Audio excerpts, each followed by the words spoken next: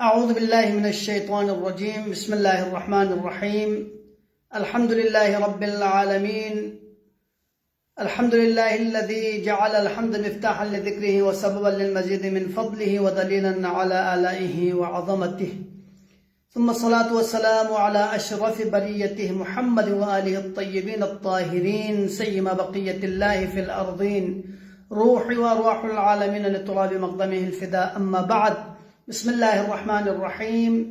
هو الذي أنزل عليك الكتاب منه آيات محكمات هن أم الكتاب وأخر متشابهات، فأما الذين في قلوبهم زيغ فيتبعون ما تشابه منه ابتغاء الفتنة وابتغاء تأويله وما يعلم تأويله إلا الله والراسخون في العلم يقولون آمنا به كل من عند ربنا وما يذكر إلا أولو الألباب.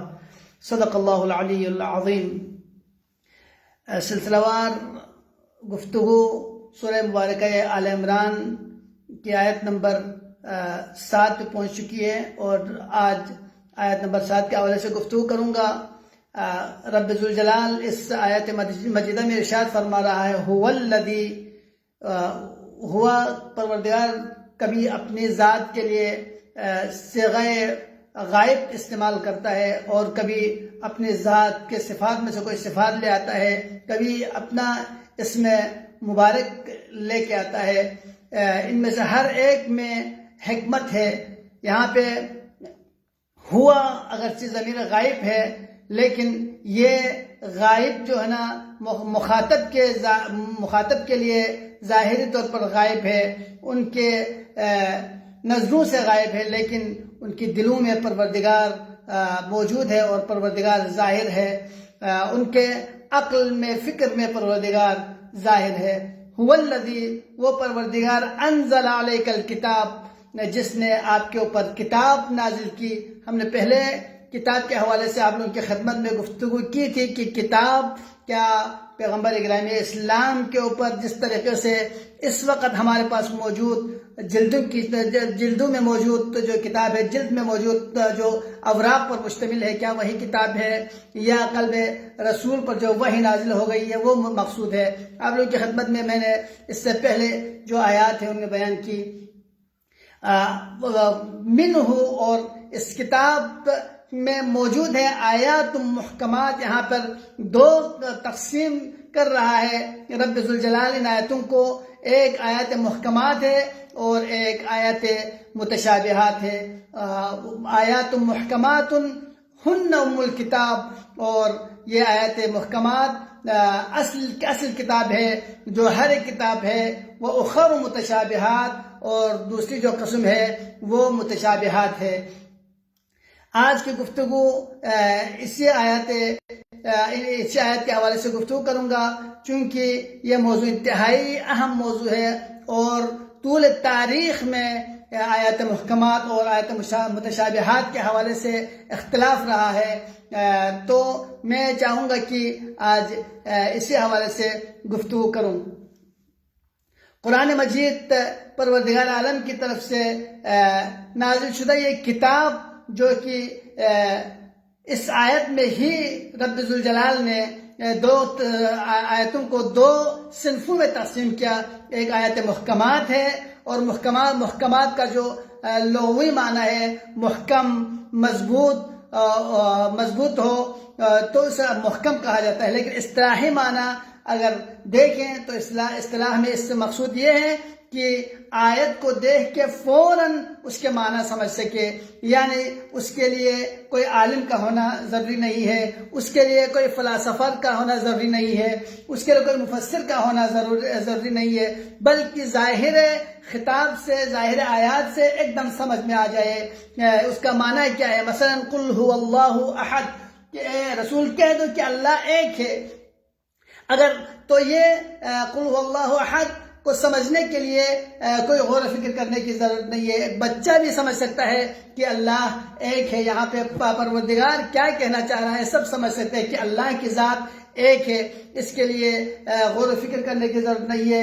کوئی عمر کا قید نہیں ہے, کوئی علم کا جو قید نہیں ہے, بلکہ سب لوگ چاہے امی ہو, ان پڑھ ہو, چاہے تعلیم یافتہ ہو, سب سمجھ سکتے ہیں. تو ظاہر کتاب سے جو سمجھ میں آ جائے بغیر کسی غور و فکر کے, وہ محکمات ہے, آیات محکمات ہے.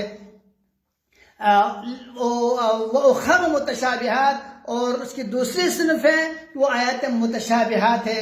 متشابہات یعنی تشابہ سے ہے, جس میں انسان کو اشتباہ ہوتا ہو کہ یہاں پروردگار کا مقصود کیا ہے.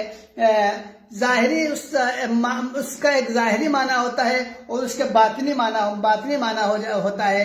لہذا اس کا یہاں پہ پروردگار کا مقصود ظاہری معنی ہے یا باطنی معنی ہے. جیسے کہ قرآن مجید میں مختلف آیتوں میں ذکر ہوا, جیسے ید اللہ فوق ایدیہم, خدا کا ہاتھ باقی تمام ہاتھوں کے اوپر ہے. تو کیا یہاں پر اس کا مقصود یہ ہے کہ خدا کوئی ہاتھ رکھتا ہے؟ کیا خدا کوئی اعضاء و جوارح رکھتا ہے؟ تو یقیناً یہاں پر ید اللہ فوق ایدیہم سے مراد اگرچہ قرآن کی بعض آیتوں کی تفسیر کرتا ہے, اور یہ آیات متشابہات کا معنی دوسرے آیتوں کے ذریعے ہمیں سمجھ میں آ جاتا ہے. جیسے رب ذوالجلال نے فرمایا لیس کمثلہ شیء, اس کی طرح کوئی چیز نہیں ہے. لہذا جب پروردگار کی طرح کوئی چیز نہیں ہے تو یقیناً اس کا ہاتھ بھی نہیں ہے, چونکہ ہمارا ہاتھ ہے, ہمارے لیے اعضاء و جوارح ہے. لہذا پروردگار کے لیے کوئی اعضاء و جوارح کا تصور نہیں کر سکتا. اور اسی طرح آیت متشابہات آپ دیکھیں, تبارک الذی بیدہ الملک وہو علی کل شیء قدیر. رب ذوالجلال بابرکت ہے وہ ذات جس کے دست قدرت میں سب کچھ ہے. بیدہ الملک, یعنی اب یہاں پہ بیدہ الملک سے مراد کیا ہے؟ آیا واقعاً کوئی رب ذوالجلال بادشاہ ہے جس طرح دنیا میں کوئی بادشاہ ہوتا ہے اس کے لیے سلطنت ہوتے ہیں, یا یہاں پہ بیدہ الملک سے مراد اس کی قدرت مراد ہے؟ تو یقیناً یہاں پہ رب ذوالجلال کی قدرت مراد ہے. یہ آیات متشابہات ہے. جیسے وجوہ یومئذ ناظرہ الی ربہا ناظرہ, رب ذوالجلال جب اپنی آنکھوں سے دیکھتے ہیں تو کیا ہوا, یا یقیناً ہم جس آنکھ سے دیکھتے ہیں وہی آنکھ مراد ہے یا کوئی اور مراد ہے؟ تو یہ آیات متشابہات ہے.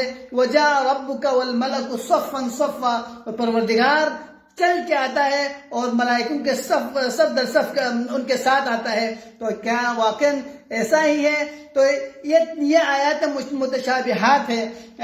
لہذا جن کی تفسیر دوسری آیتیں کرتے ہیں, لا تدرکہ الابصار, وجوہ یومئذ ناظرہ جس کہا تو لا تدرکہ الابصار وہو یدرک الابصار, یعنی نہ آنکھیں اس کو درک کر سکتا ہے اور نہ پروردگار کسی کے سامنے جو نا جلوہ گر ہو سکتا ہے.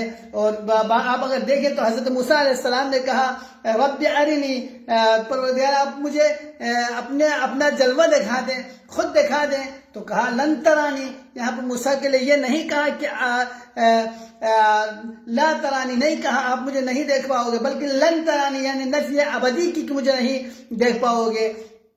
لہذا یہ آیات متشابہات ہے. آیات مثلا الرحمن علی العرش استوى, پروردگار جو ہے نا عرش الہی پہ ہوں گے.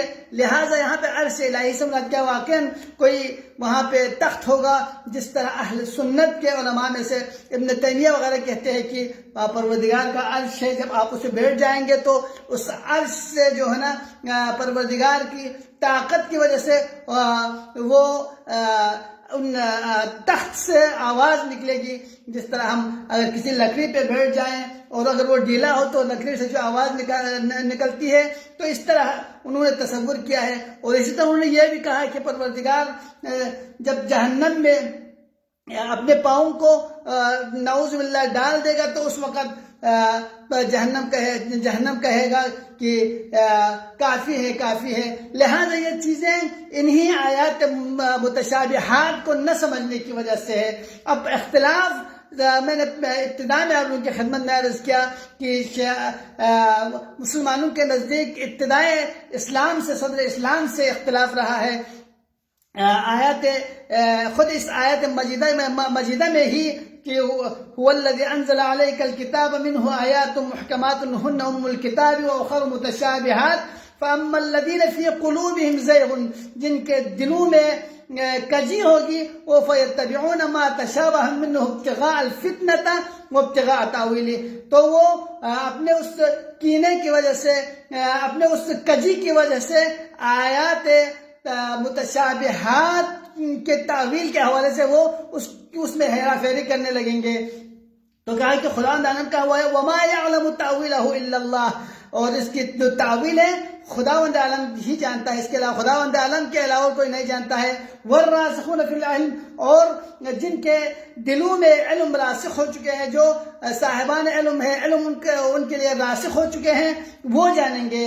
تو یہاں پہ اختلاف کا سبب یہی سے شروع ہو گیا کہ اہل سنت کہتے ہیں، جس میں فخر رازی وغیرہ ان کی تفسیر میں لکھتے ہیں، ابن کثیر وغیرہ ان کی تفسیر میں لکھتے ہیں، تبری وغیرہ کہتے ہیں کہ وما يعلم تاویلہ الا اللہ. وہ لوگ یہیں پہ آ کے وقف کر دیتے ہیں کہ اس کا جو آیات متشابہات کا جو علم ہے وہ صرف خدا ہی جانتا ہے، خدا کے علاوہ اور کوئی نہیں جانتا. اور اس کے بعد واو کو واو استئناف قرار دیتا ہے. اس کے بعد کہتے ہیں کہ والراسخون فی العلم یقولون آمنا به کل من عند ربنا. ادھر سے آگے جملے کو الگ جملہ تصور کرتے ہیں، اور وہ لوگ کہتے ہیں کہ جن کے دلوں میں راسخ علم ہے وہ کہتے ہیں کہ جو کچھ خدا نے نازل کیا ہے ہم ان پر ایمان لے آتے ہیں. جبکہ ہمارے جو امامیہ مفسرین ہیں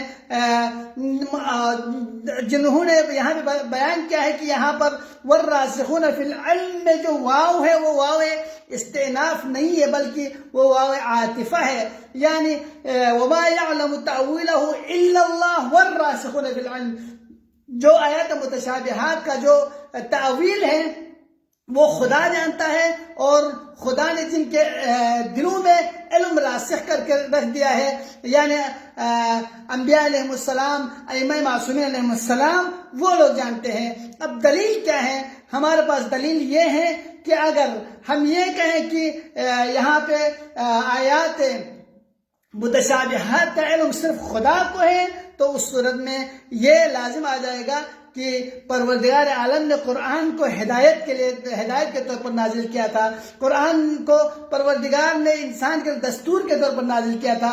جب اس میں ہدایت کا پہلو میں نقص لازم آئے گا، چونکہ جب خدا کے علاوہ کوئی نہیں جانتا تو ہدایت کے پہلو یہاں سے ناقص نظر آئے گا. لہذا کوئی ایسا ہو جو زمین پر جو ان متشابہات کا علم رکھتا ہو، لہذا امام معصوم علیہ السلام متشابہات کا علم رکھ سکتا ہے. اور امام حسین علیہ السلام بھی فرماتا ہے کہ قرآن کے حوالے سے آپ نے فرمایا قرآن میں فیہ عبارت للعوام، عوام کے لیے عبارت ہے، ظاہر ہے، و اشارات للخواص، جس میں خواص کے لیے خاص اشارے ہیں، یعنی وہ اشارے جو عوام نہیں سمجھتے ہیں وہ خواص سمجھ سکتے ہیں.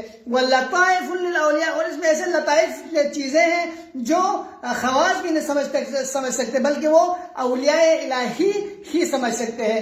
وحقائق للانبیاء، اور اس میں انبیاء کے لیے اور ائمہ معصوم علیہ السلام کے لیے حقائق ہے، یعنی وہ حقیقت کو جان لیتے ہیں، حقیقت کو درک کر سکتے ہیں. جو حقیقت ائمہ معصوم علیہ السلام، انبیاء کرام علیہ السلام درک کر سکتے ہیں وہ اولیاء بھی درک نہیں کر سکتے ہیں. لہذا حروف مقطعات کے حوالے سے اگر دیکھا جائے تو حروف مقطعات کا علم آپ کائنات میں جس قدر بھی ترقی ہو، جس قدر بھی علم تطور کرے، لیکن وہ حروف مقطعات کے حوالے سے ان کے معنی بیان نہیں کر سکتے. لہذا ان کے معنی بیان کر سکتے ہیں تو وہ والراسخون فی العلم ہی ہوگا.